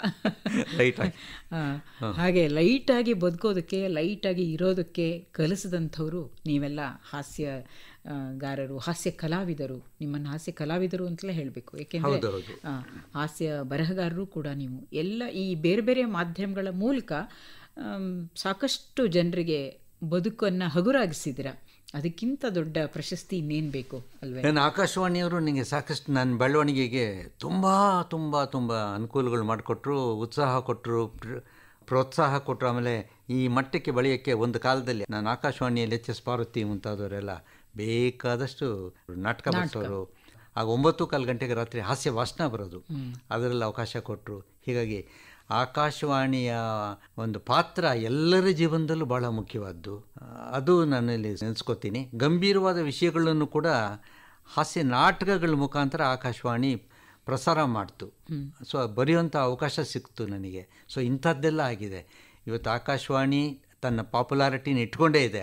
ಅದೇ ಒಂದು ಬೇರೆ ವರ್ಗದವರು ಅದನ್ನು ಕೇಳ್ತಾರೆ. ನಿಮ್ಮ ಕ್ಷಿತಿಜ ಕಾರ್ಯಕ್ರಮವನ್ನು ಎಡೆಬಿಡದೆ ನೋಡೋಂಥ ಸಹಸ್ರಾರು ಜನ ಇವತ್ತು ಇದ್ದಾರೆ ಅಲ್ಲಿ. ಯಾಕೆಂದರೆ ಸಾಹಿತ್ಯವಾಗಿರುತ್ತೆ, ಒಂದು ವ್ಯಕ್ತಿಯ ಸಂಪೂರ್ಣ ಮಾಹಿತಿ ಸಿಗುತ್ತೊಂದು, ಮತ್ತು ನಡೆಸ್ತಕ್ಕಂಥ ರೀತಿಯು ಕೂಡ ಭಾಳ ಆಪ್ಯಾಯಮಾನವಾಗಿರುತ್ತೆ, ಒಂಥರ ಹೋಮ್ಲಿ ಆಗಿರುತ್ತೆ.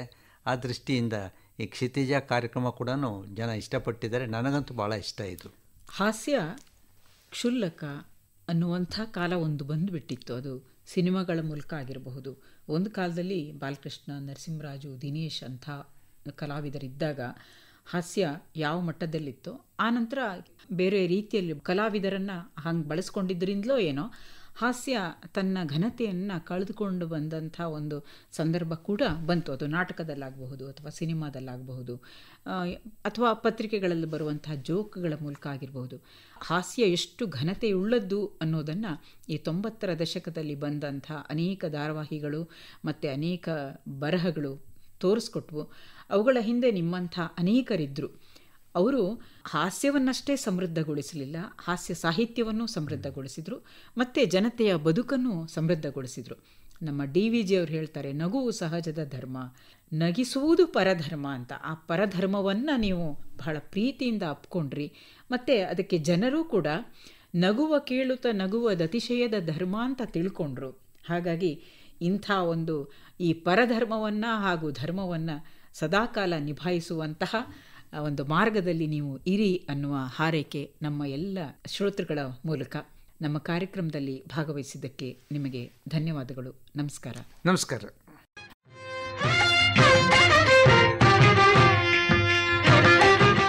ಇದುವರೆಗೆ ಕನ್ನಡ ಭಾರತಿ ಕಾರ್ಯಕ್ರಮದಲ್ಲಿ ಹಾಸ್ಯ ಕಲಾವಿದರು ಹಾಗೂ ಬರಹಗಾರರಾಗಿರುವ MS ನರಸಿಂಹಮೂರ್ತಿ ಇವರೊಂದಿಗೆ ಸಂದರ್ಶನ ಕೇಳಿದಿರಿ.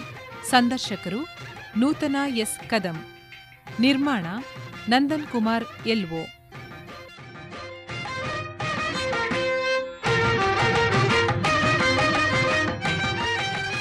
ಆಕಾಶವಾಣಿ ಬೆಂಗಳೂರು ಕೇಂದ್ರದಲ್ಲಿ ರೂಪುಗೊಂಡ ಈ ಕಾರ್ಯಕ್ರಮ ರಾಜ್ಯದ ಎಲ್ಲ ಆಕಾಶವಾಣಿ ಕೇಂದ್ರಗಳಿಂದ ಏಕಕಾಲಕ್ಕೆ ಪ್ರಸಾರವಾಯಿತು.